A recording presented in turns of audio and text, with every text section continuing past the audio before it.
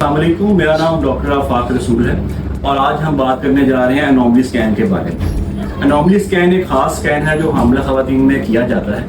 اس scan کا مقصد یہ ہے کہ حاملہ خواتین میں بچے کے تمام تر اعضاء کو دیکھ لیا جائے تاکہ اس میں کسی بھی قسم کی جسمانی معذوری ڈیولپ ہو رہی ہو تو اس کا علاج کر کے اس سے پیچیدگیوں سے بچا جا سکتا ہے۔